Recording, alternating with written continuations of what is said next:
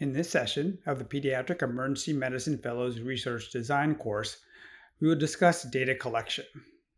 The goals of the session are to review data collection options, such as surveys, questionnaires, interviews, and data collection sheets, and to discuss how to design and format valid questions to avoid common question design pitfalls.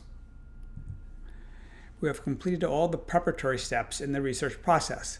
We have asked and refined an answerable research question, searched the medical literature, selected a study design, selected subjects and variables, completed the sample size determination, and have written and submitted a research proposal to the IRB, and possibly applied for grant funding. The next step in the research process is to collect data. There are many potential sources of data. You may collect new data from surveys or questionnaires, or with data collection forms. Subjects complete surveys and questionnaires.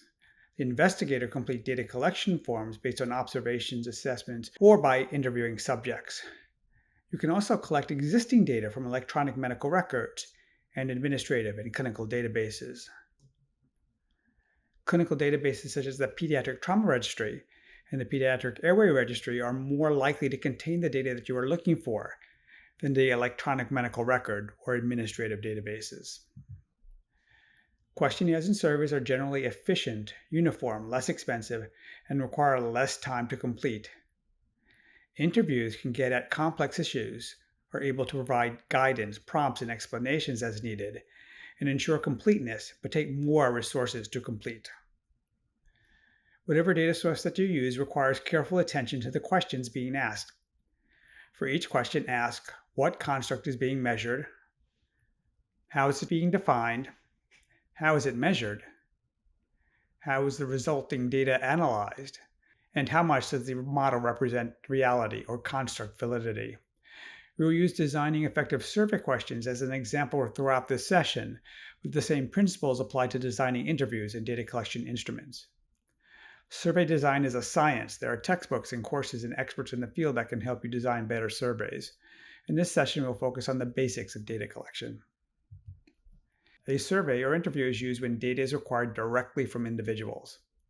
Surveys are helpful when large numbers are involved and when other methods are not feasible due to cost or time constraints. Surveys are best to assess opinions, attitudes, beliefs, past experience, and behaviors that are not directly observable. Surveys are less useful for our knowledge of application, procedural skills, team performance, and communication skills. These are the steps in a survey design. Determine the type of survey. Is it a paper, by phone, or mail, or electronic? Decide on the concepts that you want to get at. Develop the questions and pilot test them. Pilot testing is an essential step that can prevent interpretation problems later. Determine who it is that you wish to survey and when to survey them. Administer that survey. Collect the data in a form that can be analyzed and interpreted, and assess the reliability and validity of the data and report the results. Before you start, determine if a prior questionnaire or survey is available, particularly one that has been validated. Don't reinvent the wheel if you don't have to. For example, if you are studying asthma, use the Respiratory Distress Assessment Instrument, or RDAI, to grade asthma severity. Determine what operational definitions are used for your variable in the medical literature. For example, if the migraine literature typically uses an outcome of change in pain as measured by a visual analog pain score at 2 hours post-treatment, then you should use 2 hours post-treatment as well. This allows for your data to be comparable to the existing literature. If you are really interested in 1 hour or 3 hour pain resolution, you can collect those as well as the 2 hours. Self-administered surveys should take no longer than 15 to 20 minutes to complete. In contrast, face-to-face interviews should be less than 1 hour. The length should fit the interviewee. For example, interviews of children should be shorter. The length may be dictated by available resources. For example, shorter interviews allow for a larger sample size. The introduction to the survey should clearly and concisely state the purpose of the study and include an estimate of how long it will take to complete it. Address ethical issues such as consent and assent, and authorization for use of data if protected health information is collected. Include an option to make survey results available when the study is concluded. The order of the survey is important. Begin with emotionally neutral questions, follow the beginning with emotionally stressful questions, and end with demographic data. Provide an example of how to fill out a particular type of question, such as Likert scales. Group questions by subject and identify each subject area with a heading. Formatting should be consistent throughout. For example, all section headers should be the same format. The design of the questionnaire should be neat and concise. Complex formatting or tiny cramped text leads to incomplete or inaccurate responses. Response scales should be easy to circle, and open-ended questions should have adequate space to respond. Valid questions are simple, free from ambiguity, allow for accurate and honest responses, do not include medical jargon, acronyms, or abbreviations, and ask only one question at a time. The next group of slides will review the use of different types of questions and pitfalls in question design. Open-ended questions are useful when the respondent's own words are important. They may reveal unpredicted responses and can be used in exploratory phase of question development. They require more time to complete and provide more subjective responses. Finally, they require qualitative methods for coding and interpretation. For example, what habits do you believe increase a person's chance for having a heart attack? Closed-ended questions are quick and easy to complete. The list of possible responses help to clarify the question. These can also be used to develop scoring systems. They do require quantitative methods to analyze and interpret. For example, which of the following do you think most increases a person's chances of having a heart attack? Choose one. Smoking, obesity, drinking alcohol, stress, or other. Describe. That last question is an example of a one best question. The question stem underlines the word most and includes instructions to choose one response only. Responses should be mutually exclusive and collectively exhaustive. Mutually exclusive indicates that the two responses can't be possible at the same time. For example, you can be pregnant or not pregnant, but not both at the same time. Collectively exhaustive indicates that no other responses are possible. For example, you must be either pregnant or not pregnant. In contrast to one best questions, multiple responses may be possible.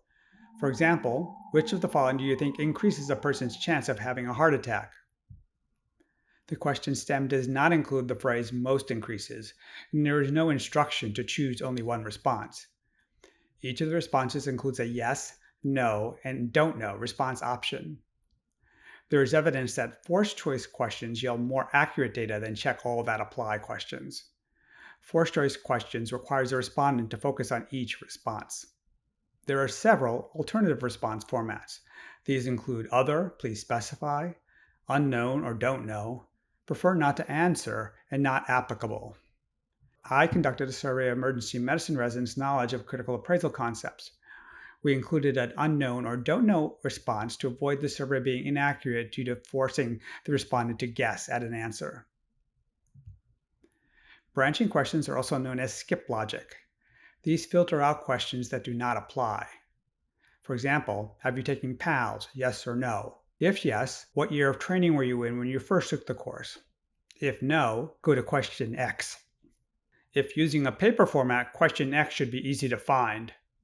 Electronic surveys allow for hyperlinks to the next appropriate question. Questions should be clear and avoid technical jargon. An example of an unclear question is, how much exercise do you usually get? A clearer question would be, during a typical week, how many hours do you spend exercising? An example of a question that uses technical jargon is, what medications can you get over the counter? A question that uses common language would be, what medications can you get without a doctor's prescription? Avoid questions that include loaded or judgmental words or stereotypes. An example of a poor question is, how often do you drink too much alcohol? A better question is, how often do you drink more than 5 drinks? Use a neutral approach to obtain truthful answers. An example of a poor question is, people sometimes do not follow their doctor's instructions. Do you ever not take your medications? A better question is, people sometimes forget to take the medications their doctors prescribe. Do you ever not take your medication? Sensitive data is best obtained from self-administered surveys and not interviews. Ask emotionally charged questions in the least charged way. Include categories that do not specifically identify the responder and are therefore less charged. An example of a poor question is, how much do you earn each year? A better question is, in which category does your yearly income fit? Be clear on the time frame that the question addresses. For behaviors that are consistent, ask, how many beers do you drink each week? For behaviors that vary, get the average by asking, how many beers do you drink in a typical week? Get extremes by asking, how many beers do you drink in a week that you have more than most weeks? Questions may not be answered for several reasons. These include that the respondent did not understand the question, did not know or can't recall the answer, did not follow the instructions, or preferred not to answer. Unanswered questions undermine the validity of the data and can create problems with forced choice questions that require a response. Avoid double barrel questions. These are questions that include and or. For example, do you like peas and carrots? How do I answer the question if I like peas but don't like carrots, or like carrots but don't like peas? Instead, split double barrel questions into separate questions. Do you like peas? Do you like carrots? Do you like peas and carrots together? Avoid hidden assumptions in questions. For example, how often do you feel I could not shake off the blues even with the help of my family?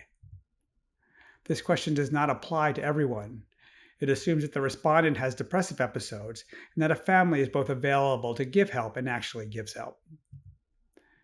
Ensure that the response matches the question. An example of a mismatch between question and response is, I am sometimes depressed, agree or disagree. If frequent depression is a problem, then how to answer this question is unclear.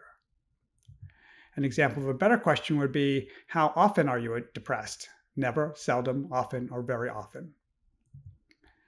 Complex constructs require more items to assess. For example, how satisfied are you with the fellowship simulation curriculum? There are many aspects of the fellowship simulation curriculum. Instead, ask, how satisfied are you with the frequency of the simulation curriculum? How satisfied are you with the cases used? And how satisfied are you with the debriefings? The responses to 1A, 1B, and 1C could then be used to create a composite score. Visual analog scales are often used to obtain a graded or continuous response. Respondents mark a spot on a line that best represents their opinion. The scale is usually 10 centimeters. Endpoints represent extremes of response. If a mark is placed at 2.5 centimeters from the left, then a response is 2.5 centimeters or 25%. This is an example of a visual analog pain score. Please use an X to mark the place on this line that best describes how much pain you are in now. In this example, the respondent indicates an approximately 5 centimeter or 50% response to the question of pain severity. Numeric scales may also be used to assess a graded response to a question. For example, please choose a number that best describes how much pain you are in, from 0 meaning no pain and 10 meaning your worst pain. These may not be intuitive and may require an example or demonstration of how to respond. Likert scales are commonly used to quantify attitudes and behaviors in response to a question. Likert scales provide a list of possible responses. The response categories can be selected by the investigator. 7 to 9 categories are recommended for fine delineation or more granularity. 3 to 5 categories are recommended for broad delineation or less granularity. An odd number of categories includes a central or neutral category. These are for respondents without strong opinions.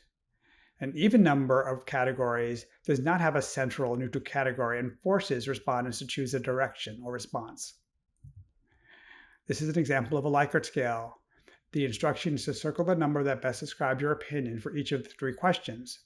This example has 5 categories for broad delineation or less granularity: strongly agree, agree, neutral, disagree, and strongly disagree. Since it has an odd number of categories, it provides an option of a neutral response. Tips for optimal survey design include: keep it short, less than 15 to 20 minutes, and simple. Define the target population. Describe your goals and hypotheses. Avoid jargon and acronyms. Start broad, then specific, and end with demographic data. Use validated scales rather than yes/no responses to obtain a broader range of responses. Pilot testing for duration and confusing items before implementation. Tips for optimal interviews include pre-train interviewers, use uniform wording and nonverbal signals, read questions verbatim, use commonly spoken English, and probing or prompting for further responses should be standardized. In summary, choose the type of data collection instrument based on study hypotheses and available resources. Avoid common pitfalls by designing clear, simple questions. Use existing, validated scores and definitions when possible. Piloting or pretesting is essential to avoid problems after the data is collected. On to our questions. Which question would be better to include in a survey you are designing to assess the association between level of activity and asthma severity? How much exercise do you usually get?